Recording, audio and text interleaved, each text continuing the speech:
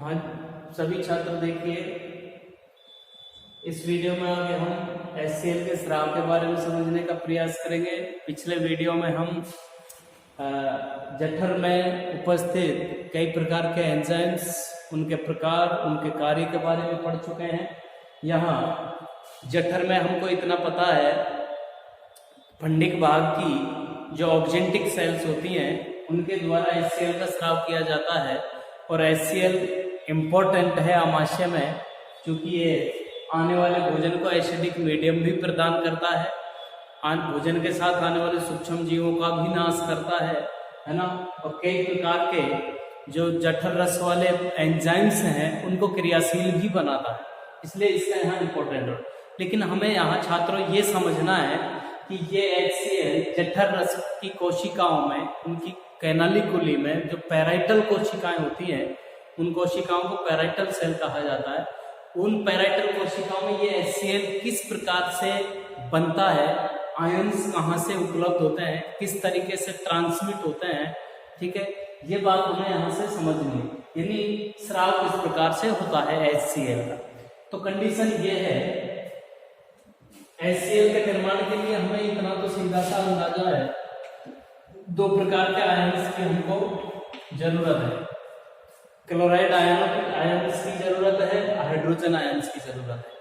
तो कंडीशन ये होती है, कोशिकाओं के अंदर जब उपापचय चल रहा होता है, बहुत अच्छी समझने की बात है, आप गौर करेंगे कि सब पर हाइड्रोजन आयन और क्लोराइड आयन कहाँ से उपलब्ध होंगे, किस प्रकार से इनका कॉम्बिनेशन होता है, तब जाके HCl का निर्माण होता है ना।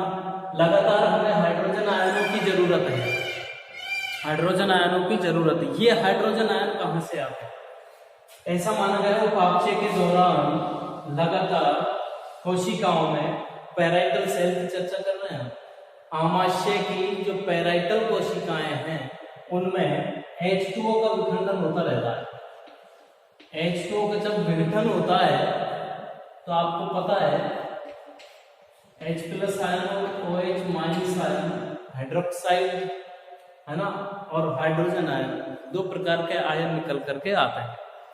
तो लगातार ये हाइड्रोजन आयन जल के विघटन से कोशिका में, कोशिका द्रव में वहां बनते रहते हैं। अब स्थिति ये है, इन हाइड्रोजन आयनों के अलग से बनने के कारण सांद्रता इनकी भी बढ़ती है, क्योंकि ये भी बनते हैं प्रतिफल में।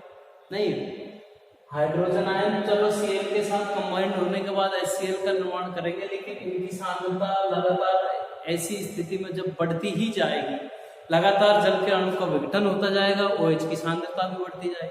और ऐसी स्थिति में क्या होगा, जो कोशिकाओं को, कोशिका का जो pH मान है वो डिस्टर्ब हो जाएगा, pH गड़बड़ हो जाएगा, क्षारीय स्थिति उत्पन्न हो जाएगी रेगुलर। तो ऐसी कंडीशन से बचने के लिए, यानी pH को डिस्टर्ब होने से बचाने के लिए OH को कंट्रोल करना है। OH को कंट्रोल करने के लिए हमारे पास एक स्थिति ये होती है,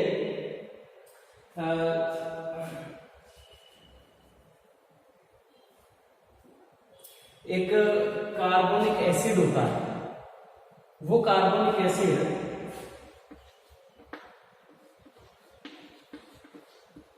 ये वाला, ये OH को कंट्रोल करता है लगातार, ठीक है। और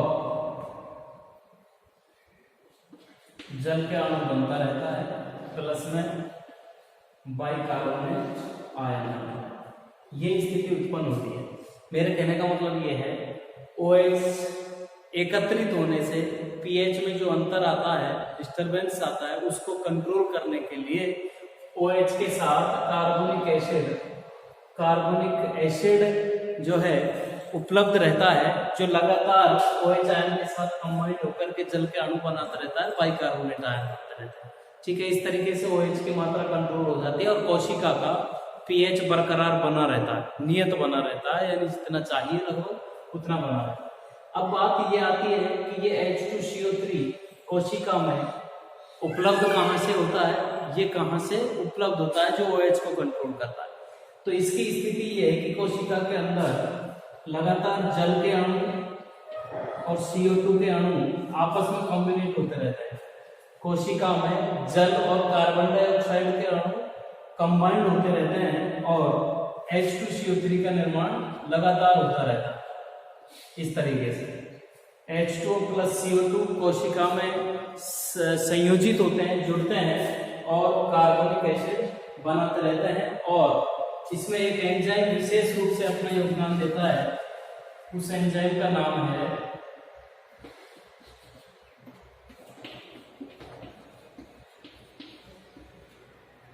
कार्बोनिक एनहाइड्रेज। एक एंजाइम है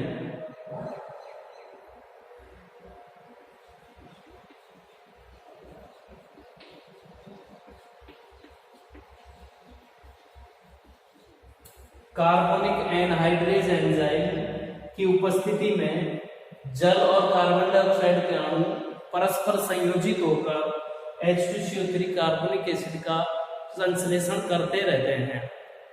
ये कार्बनिक बनने वाला एसिड ये फिर बढ़ने वाले OH की सांद्रता को रिकवर या कंट्रोल करने के लिए जुड़ने के बाद जल के अणु बनाता रहता है और OH की सांद्रता को कंट्रोल होती रहती है। तो स्थिति इस प्रकार से यहाँ पर लगातार हमें क्या मिलते रहते हैं, हाइड्रोजन आयन मिलते हैं। अब हाइड्रोजन आयनों को क्लोराइड आयनों की दूसरी आवश्यकता होती है क्या नाम HCl के निर्माण के लिए, और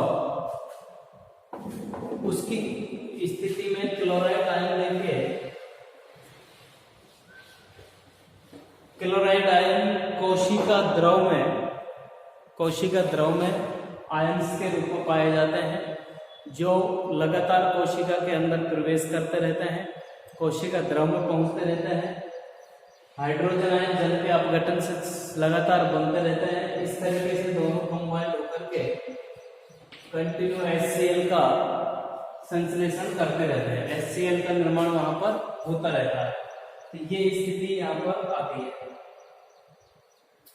और एक स्थिति आती है कई बार जैसे कोशिका में क्षार की वाली पोजीशन ज्यादा आ जाती है, यानी क्षार ज्यादा क्रियाशील हो जाता है, क्षार का अमाउंट ज्यादा बढ़ जाता है कोशिका में, तो उसको हम एक शब्द से इंगित करते हैं, क्षारीय ज्वार कहा जाता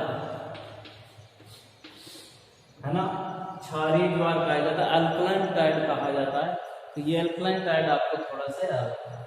इस तरीके से लगातार पैराइटल कोशिकाओं का नाम आपको ध्यान रखना है, पैराइटल कोशिका।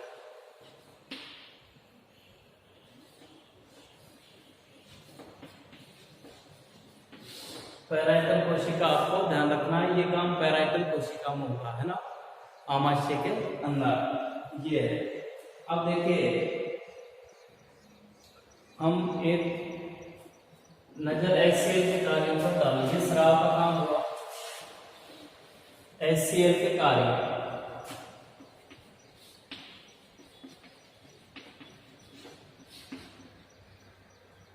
एक एक बिंदु को लेकर हम शॉर्ट में चलते हैं। तो देखिए एक कॉमन फैक्टर जो HCl है ये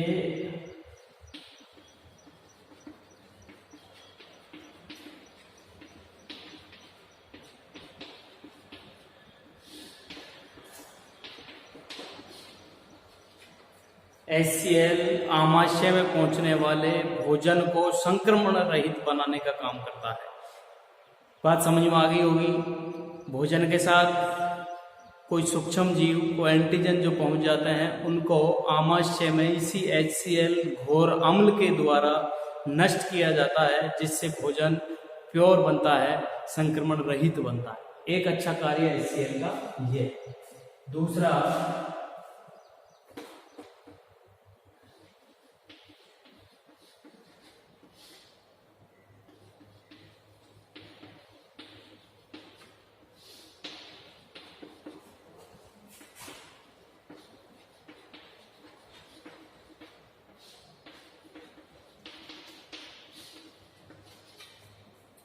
जठर रस में मिलने वाले कई प्रकार के एंजाइम जिनकी चर्चा, प्रकार और कार्य हम पीछे पढ़ चुके हैं, उनको क्रियाशील बनाने का काम भी ये HCl ही करता है। पीछे के पॉइंट में हमने चर्चा की थी पिछले वीडियो में रेनिन एंजाइम, पेप्सिन एंजाइम जो शुरू से क्रियाशील अवस्था में नहीं होते हैं, ध्यान रखना है, उनको क्रियाशील किया जाता है HCl के द्वारा ही। मैंने बताया था रेनिन रेनिन के रूप में नहीं होता, प्रोरेनिन के रूप में होता है ना। और पेप्सिन पेप्सिन के रूप में नहीं होता, पेप्सिनोजन के रूप में होता है। तो इनको सक्रिय फॉर्म में लाने का काम HCl का ही होता है। ये भी बहुत अच्छा काम होता है। तीसरा,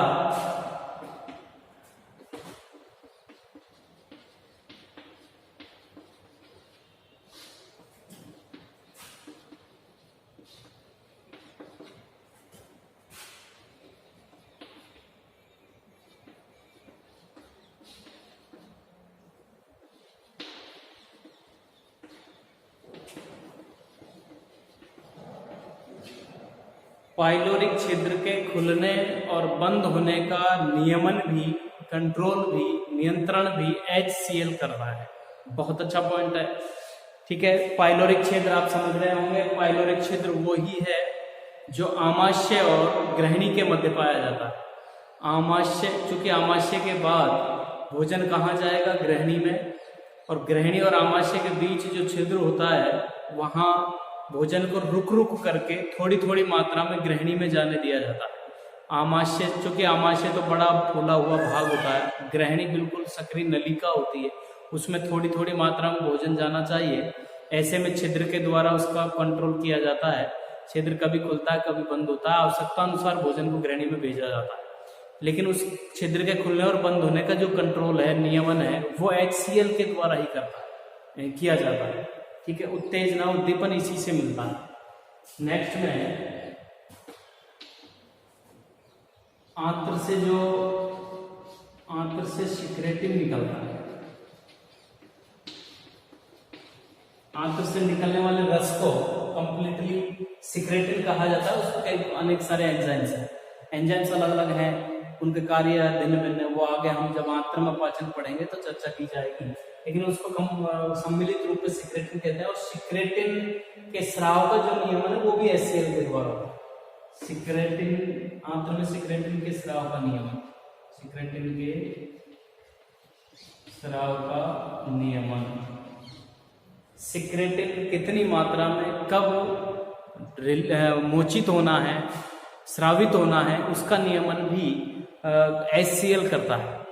उसके अलावा हम पीछे भी चर्चा कर चुके हैं, HCl आमाशय में कितनी मात्रा में म्यूकस का स्राव करना है, कितनी मात्रा में लाइपेज निकलना है, इनको भी कंट्रोल करने का काम करता है।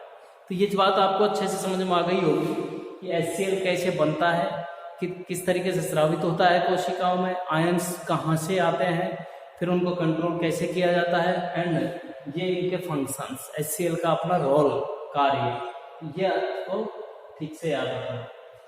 अब आगे के नेक्स्ट पार्ट में, अगले भाग में हम क्या नाम से पाचन क्रियाविधि को समझेंगे।